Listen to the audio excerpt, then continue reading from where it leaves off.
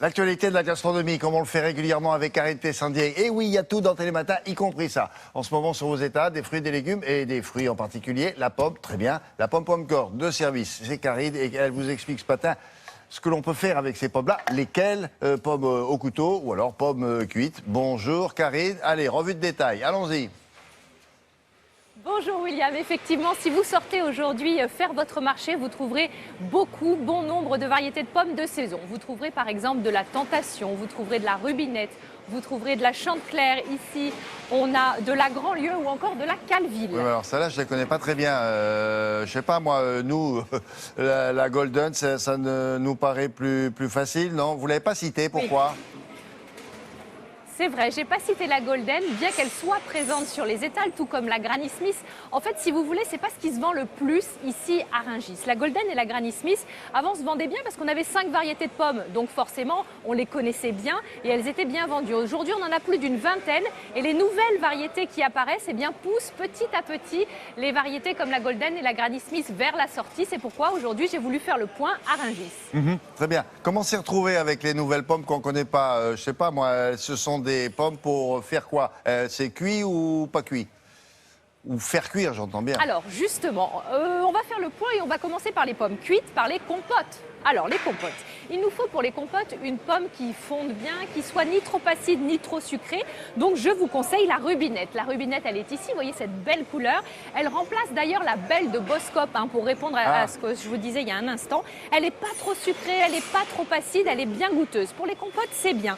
Tout comme la jaune à gold. Ici aussi, on a une pomme qui est plutôt sucrée, moelleuse, avec un petit goût de poire, donc c'est très bien. On a la L-Star que vous trouverez très facilement sur les étals. Bon équilibre entre sucre et acidité, bicouleur, vous n'aurez pas de mal à la reconnaître. Et celle-ci, je l'aime bien parce qu'elle a des petits arômes de citron dans la compote. Et moi, quand je fais de la compote, je mets toujours un peu de zeste ou alors une gousse de vanille. Je mélange aussi les variétés, n'hésitez pas à ajouter des poires, des coings, bref, faites-vous plaisir. D'accord. Alors évidemment, tout ce que vous dit Karine sera sur le site de Télématin. Inutile de prendre en note et rapidement. Tout sera détaillé. Alors ça c'est pour les compotes, mais pour je sais pas moi, les tartes aux pommes, ça aussi, pommes cuites. Alors les tartes aux pommes. Oh ben oui, classique, incontournable. Tarte aux pommes, pourquoi pas la chanteclair? Celle-ci, vous voyez, elle a une belle couleur jaune d'or. Elle est fondante, sucrée. Elle est un peu rugueuse, donc il y a un petit côté rustique qui nous plaît bien. La tarte aux pommes, c'est ça. Il nous faut une pomme qui soit quand même ferme après la cuisson, qui se tienne. La reine des rainettes convient très bien aussi, parce qu'elle est fondante aussi, mais elle a des petits goûts de miel, de coin. Donc en tarte aux pommes, moi je trouve ça intéressant. Vous avez la pomme Ariane, alors elle qui est naturellement sucrée. Et vous voyez, elle est très brillante cette pomme, parce qu'on a mis une petite cire naturelle. Si vous craignez cet aspect-là, petite astuce, passez-la sous l'eau tiède, l'eau un petit peu chaude, la cire va fondre et vous en serez débarrassé. Juste à côté, on a la tentation. Alors ça, c'est bien parce que c'est une grosse pomme. Pour faire des tartes, c'est parfait. Elle a un petit goût de miel et de coin. Puisqu'on parle tarte aux pommes, je vais vous montrer ce qui se fait en ce moment dans le monde de la cuisine. En termes de tarte aux pommes, on fait des fleurs tarte aux pommes. Regardez comme c'est joli. Pour réaliser ces fleurs, écoutez, rien de plus simple. Vous prenez une bande de pâte feuilletée.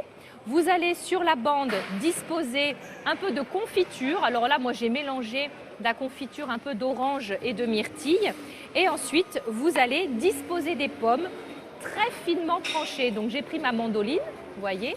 J'ai tranché finement les pommes. Je les dispose comme ceci. Bien sûr, je les ai citronnées pour pas qu'elles noircissent.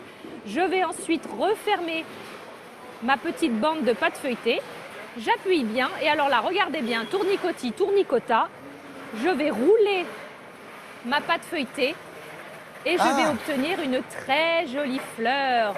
Vous allez me mettre tout ça avec un peu de sucre au four, 180 degrés pendant 15-20 minutes et vous aurez une très jolie petite fleur en pomme. Ouais, c'est vrai, on dirait une rose. Oui, c'est très joli. Très bien. Bon, alors ça, c'est les pommes à cuire. Et les pommes au couteau? Oui. Ah, alors les pommes au couteau, on va retourner là-bas.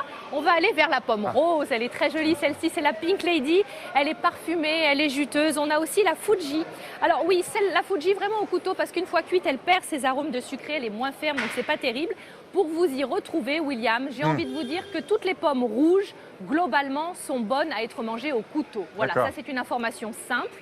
Mais ici à Rungis, j'ai vu des anciennes variétés comme la Calville, la Grandlieu. Bien sûr, elles sont moins connues, mais William, je les adore ces variétés-là parce que si vous voulez, elles ont de l'odeur. Quand on rentre à la maison, ça sent cette odeur qu'il y avait chez nos grands-parents, cette bonne odeur de pommes. C'est des variétés rustiques, mais vraiment avec un bon équilibre, sucré, acide, un vrai régal. Et puis alors j'en ai une autre comme ça, c'est la griffe de loup. Celle-ci, vous voyez, elle est un petit peu rugueuse. C'est comme les coussinets de nos toutous ou de nos petits chats. Vous voyez ce genre de texture? Oui, je devine. Ouais. Bon, et Très bien. celle-ci, elle est super, elle est vraiment aussi sucrée, acidulée. Et juste avant de se quitter, eh bien, je voudrais souhaiter de l'amour et la santé à tous ceux qui nous regardent. De l'amour, pourquoi? Parce que cette pomme est rouge, elle s'appelle Red Love, et regardez à l'intérieur. Elle est toute rouge, on dirait presque une pêche de vigne, c'est très étonnant. Cette pomme est naturellement riche en anthocyanes. Vous savez, ces fameux pigments naturels qui sont antioxydants. Donc elle est bonne à la santé et bonne au goût. Voilà, une pomme toute rouge pour finir cette chronique. Comment vous l'appelez, la pomme de...